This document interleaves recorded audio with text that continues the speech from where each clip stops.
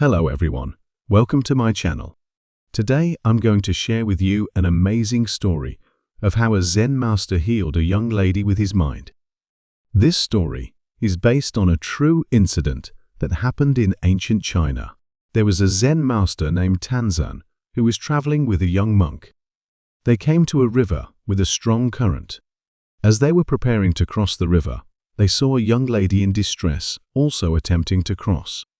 Tanzan offered, "Here, let me carry you across," and placed her down gently on the other side. The young monk was shocked by this act, as it was forbidden for monks to touch women. He did not say anything, but he kept thinking about it for a long time. He could not understand why Tanzan would break the rule and carry the lady. Finally, he could not contain his curiosity any longer. He asked Tanzan, "Master, we monks are not supposed to touch women. Why did you carry that lady across the river?" Tanzan smiled and said, "I left the lady there. Are you still carrying her?" The young monk realized his mistake.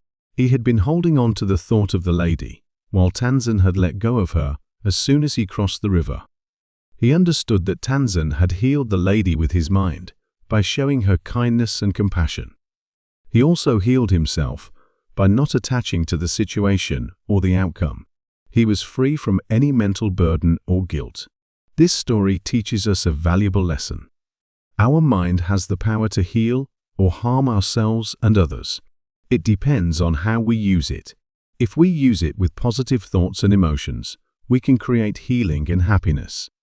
If we use it with negative thoughts and emotions, we can create suffering and misery. The key is to be aware of our mind and its tendencies. We need to learn to let go of the things that are not beneficial for us, such as anger, fear, worry, or resentment. We need to cultivate the things that are beneficial for us, such as love, joy, peace, or gratitude. According to a study by Harvard Medical School, people who practice meditation for 8 weeks had significant changes in their brain structure and function. Another study by the University of Wisconsin-Madison found that people who practice positive affirmations had lower levels of stress and inflammation. I hope this story inspired you to take charge of your health and happiness. Remember, you have the power to heal yourself. If you liked this video, please give it a thumbs up, share it with your friends, and subscribe to my channel. Also, let me know in the comments below if you have any questions or stories to share. I would love to hear from you. Thank you for watching, and see you in the next video. Bye.